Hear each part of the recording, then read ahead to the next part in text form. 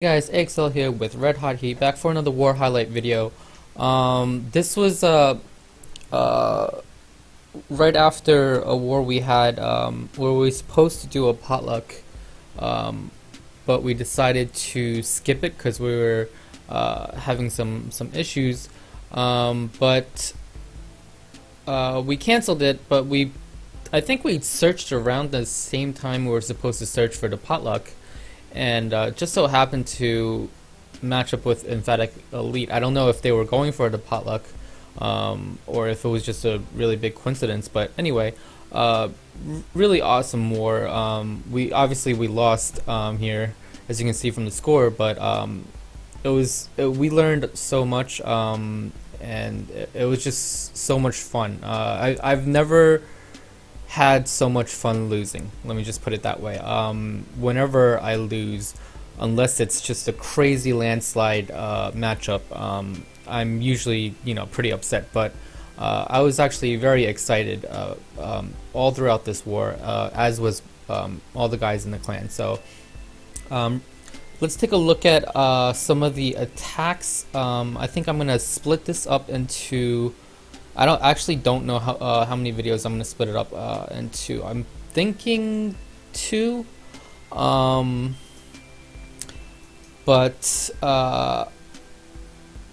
I don't know if I'm gonna show all of the attacks, only because every single attack almost is a dip. But we had a lot of trouble with the Town Hall 9s, and some of our guys did manage to get 3 stars on the Town Hall 9s, but we really did not do well on Town Hall 9s. And so a lot of our 10s had to dip, and then our 10s had to go up and try to get 2 stars on their 11s, which was also very hard. And pretty much all of our 11s had to dip down. Thor there, getting a 2 star on that, number 4, very nice. But I think we're just gonna start watching attacks and see where it goes. But first one we're gonna take a look at is James on number 1. That unfortunately was our only successful Town Hall 10 versus 11 attack. And James and I actually, we were on Discord talking about this plan, and so let me just draw it out real quick. So the plan was basically to start a queen walk from over here. I forgot what we used. I think we used the baby dragon here to create this funnel, cut the side off, and then just have the queen come this way. The reason why we decided on that is because we want the queen to walk as long as possible and to get as much percentage as we can. So the queen was supposed to walk all the way across here and all the way over here, getting all of this stuff taken care of all along this line, and pretty much once she reaches around this point, James was going to drop a jump spell right here, right directly into the Town Hall compartment, and then drop the Valkyries. So that was the plan. Didn't really go according to plan, but luckily we had decided that it would be smart to bring a Barb King and 2 wizards, just so that we can have extra percentage if needed. Just drop the Barb King up here or over here, or somewhere where you can just drop the Barb King and 2 wizards and get a bunch of percentage. Same with the baby dragon. We brought in extra baby dragon just in case if we needed percentage. And also James made the call to bring extra healers, which was turned out to be a very good call. So let's start watching. So queen's gonna be dropped here shortly. Oh, okay, forgot this part. Because of the amount of damage coming initially to the queen, and also the fact that this this air defense reaches outside, so if we drop the healer over here, and then it gets dragged, we didn't want to risk the healers getting into the range of this air defense here. So what we decided to do then is to pretty much drop a golem here initially to tank, and then drop the queen. James decided to drop a Valkyrie there. We had discussed dropping a giant, but James made the call of dropping a Valkyrie instead, which was a good call. That way it helps the baby dragon take care of the funnel really quickly there. Don't mind sacrificing the one Valkyrie. This is a 2-star attack after all, so as long as you have enough Valkyries going into the core, it should be fine. Now, had we had a proper scout, this attack I believe would have went better, and you'll see why here. So James right now has 4 healers on the queen.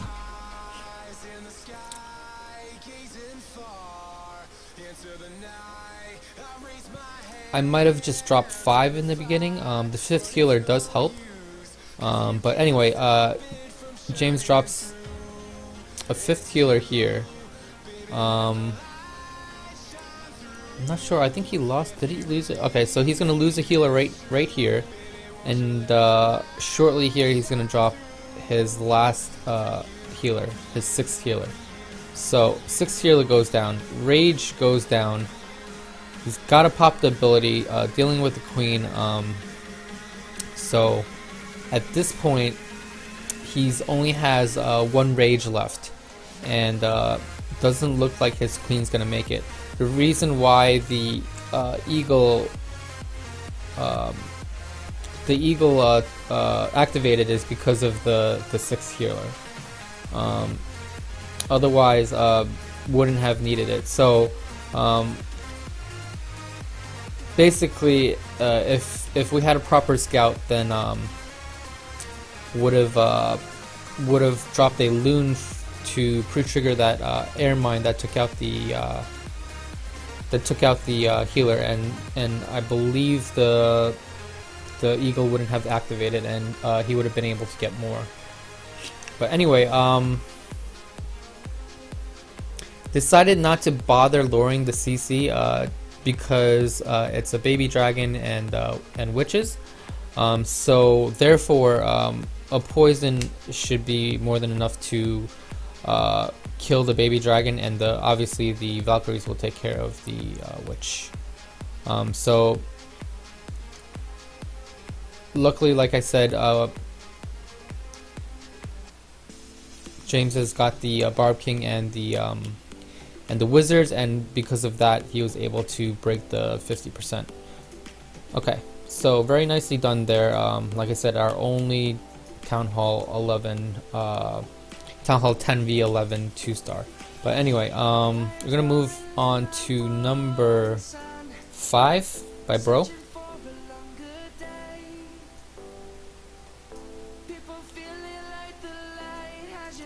So it looks like Bro is doing a queen walk on one side, and witches with 4 witches with 2 healers and bowlers from the other side.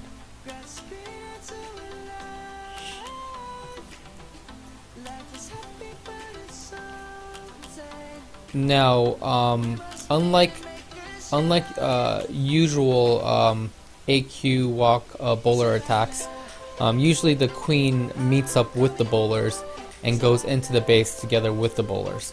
But in this case, Bro is effectively using the queen as one of his side armies. The reason why he can do this is because there's a lava hound in the clan castle, and there's nothing that can really hurt the bowlers.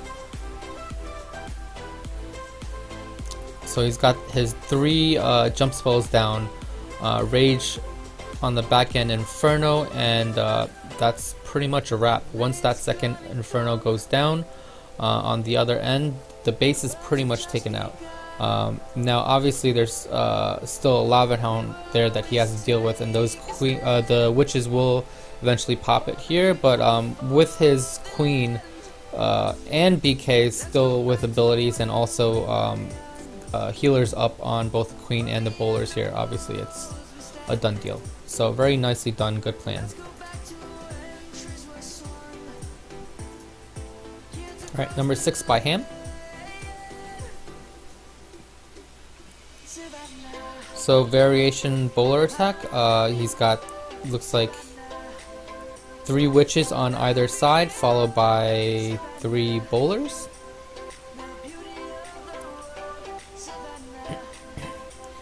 And then giants to tank, then bowlers, and 3 more witches with the main army. It's got a rage spell down, followed by wall breakers. They actually get through 2 sections.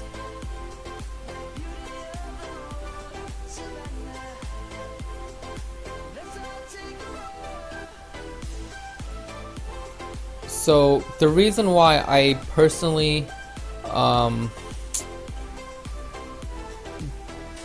don't care for giants is because, wait, where did his giants go? Why did they come so late?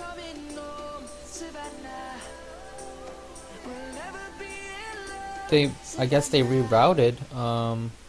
Didn't really notice where they went. But one other thing is I prefer the 3 rage, 3 jump.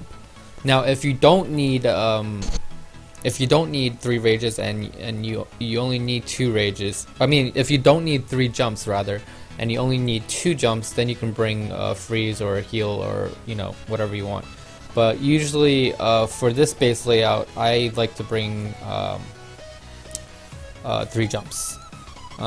So that's only because I don't want to have to depend on the wall breaker. So obviously I would drop the first jump here, second jump here, and third jump here. It just saves me the hassle of counting on the wall breakers. And honestly, if the attack goes right, you shouldn't really need the back end freeze anyway. But this is a different variation of the bowler strategy. It's not really the same as the one that I use with healers. This one, maybe you need that freeze spell because once the bowlers on the inside die, the outside army is not as strong without healers, so maybe it is a good idea to bring the freeze. But anyway, there's many variations to the attack. So alright, we're gonna go to number 7 by Slayer. Looks like Slayer's gonna do a queen walk here. Now I'm not sure if the queen is going to join. Oh, it looks like he's just gonna attack from this side.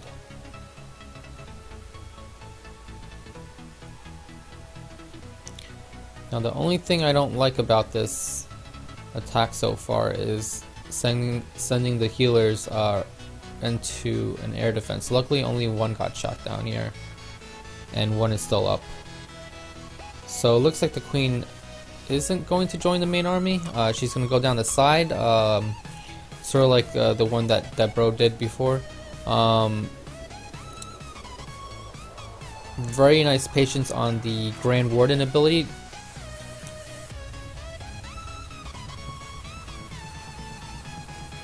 A lot of giant bombs on the back end. Maybe that is why he chose to come in from that side, because he knows that with this base, all of the traps are going to be on this side of the base, on the right half of the base. So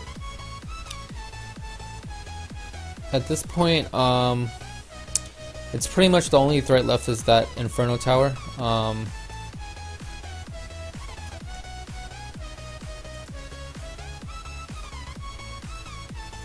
And it looks like his queen should eventually get it. He still has the ability, so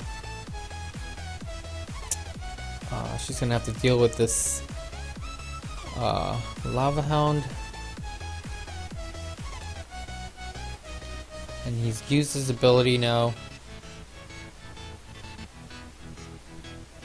Can she get through it? There we go. Very nicely done. Normally this attack is done sort of this way, where your main army travels through here. You have your side army travel this way, and your main army travels this way, and sort of you jump over here, and then here, and then eventually here. So in this first part, you limit your bowlers to this side, and then finally, eventually, once you reach the back end Inferno, you can open up the entire base by dropping that last jump to cross into this compartment here. Meanwhile, your side army takes care of these side defenses here. But definitely many ways to what is that? Skin it, cook a chicken, skin a cat. I don't. I forgot what the saying was. But anyway, number 8. I did this one.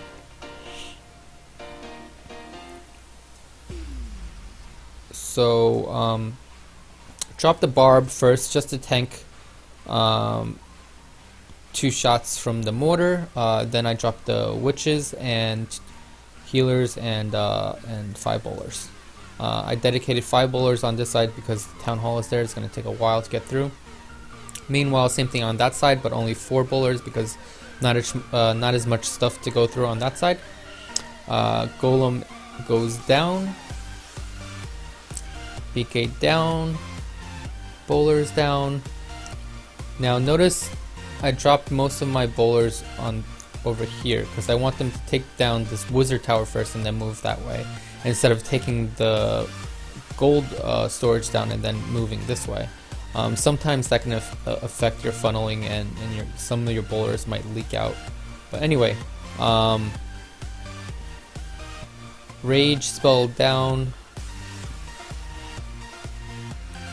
Drop the Grand Warden ability there. So now I'm going to be hitting some giant bombs as well as dealing with the clan castle. Third jump spell down, leading into the second Inferno tower.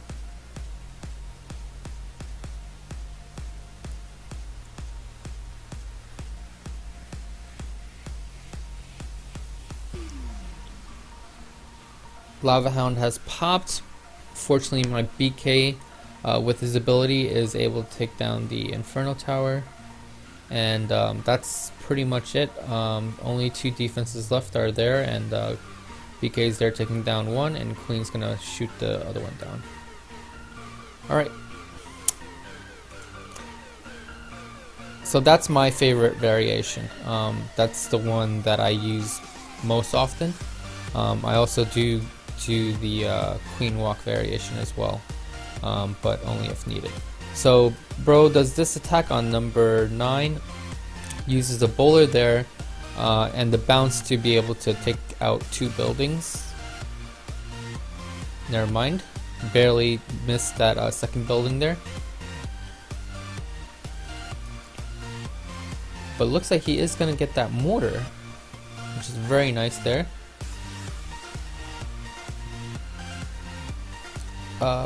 Another bowler there just to finish the job on that building, so he knows that his troops won't walk.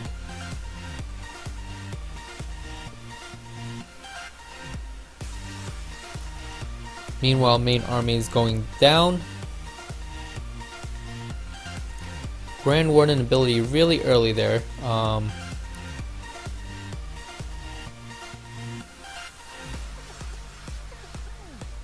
And then a jump on the back end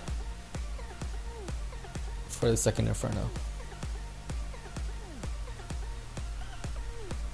And final rage spell. Okay.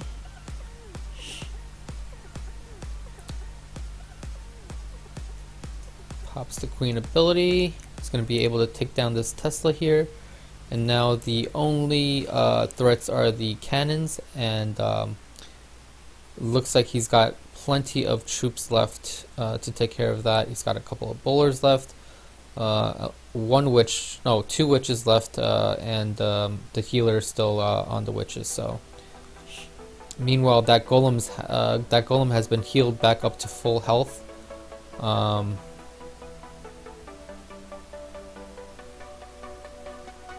And has been tanking for the entire raid. This is one of the reasons why I prefer golem. Unless they're single inferno towers, where obviously bringing a golem would be a dumb idea. Otherwise, if it's multi-infernos, a lot of people like bringing giants to tank the multi-inferno, but I personally, with the Grand Warden ability, you don't really have to worry about that too much. You can pop your ability, and plus, usually you're coming into the first inferno tower pretty quickly, and it's only shooting down 5 of your bowlers at a time, or not really down, but hurting 5 bowlers at a time, and you can usually get it down pretty quickly and then pop your Grand Warden ability to avoid any giant bombs. I feel like the giants don't do a good job of tanking. They do tank the inferno streams, but I feel like they go down rather quickly. I don't know, it's just a feeling. I also, I don't know, I'm not a big fan of using the giants.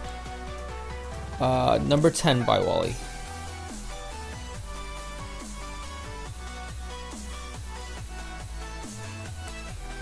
Looks like Wally, or probably Slayer, I believe, is doing Wally's attacks here.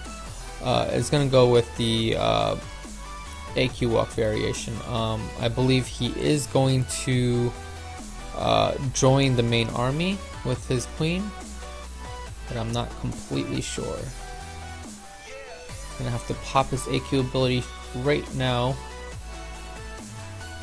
There we go. Actually, maybe not. Looks like the queen's gonna go outside again, which is fine. As long as you know you're. Oh. Okay. Looks like the Barb King is in the middle with a couple of bowlers. His side army is pretty strong at the top. Obviously, the queen is strong by herself with healers on. As long as your bowlers are able to reach the second Inferno Tower, the raid usually goes well. Now, some of the times your bowlers die out and you have to count on your queen being in the middle to take down that second Inferno Tower. But if you have a nice enough deployment and good timing on your Grand Warden, then there's no reason why your bowlers wouldn't reach the second Inferno Tower. But anyway, very nicely done. So we've seen a lot of different variations for the bowler strategy. It looks like one of the most popular ones is the AQ walk on one side, and then witch healer bowlers on the other side to create the two sides of the funnel and then travel down the sides. Or sometimes the AQ joins the main army, in which case the healers usually switch over to either whatever tank you have or the bowlers, which works out pretty well as too. So whether or not she goes inside, you know, it's two different types of attacks. Usually if there's a Lava Hound in the CC, then you don't want her to go inside, and if there isn't, then maybe you do want her to go inside. But either way, we've seen a couple of different variations of the bowler strategy. So number 11, Slayer takes out. Like I said, these are all dips, pretty much, up until, I forgot what number. But it looks like the same exact variation.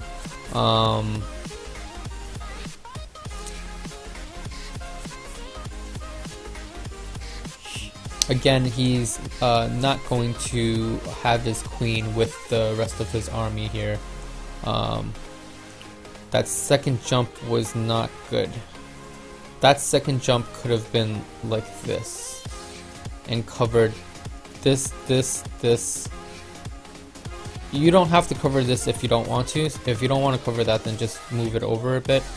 But he could have covered into this compartment, and then the last jump could have been over here more.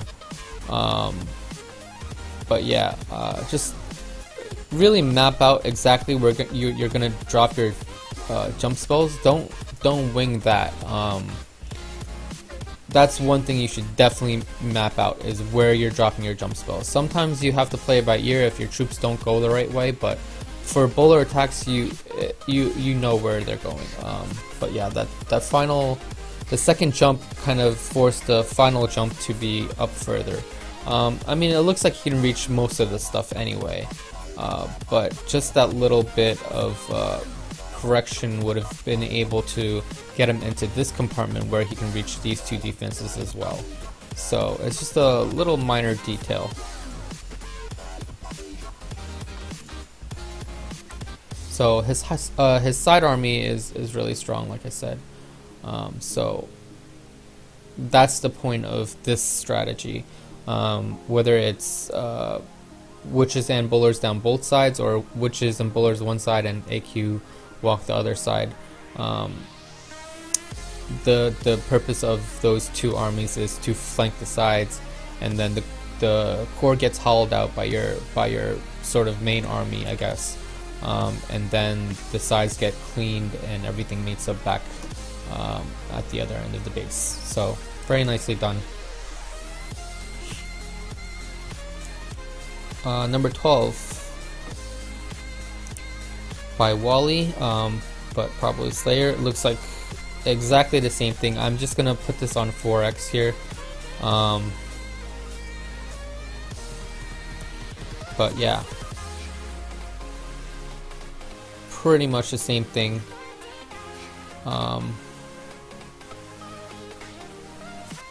Now you'll see that in this case he was not able to get the second Inferno Tower down. Now I didn't see the base layout in the beginning. Let me just take a real quick look at this.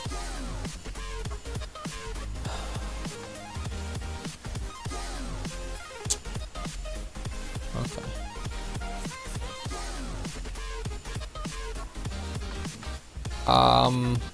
I tend to disagree with the choice of direction. I would have came from this side instead. AQ walk this way, which is healer bowler this way, have them come down this way, and then jump spell,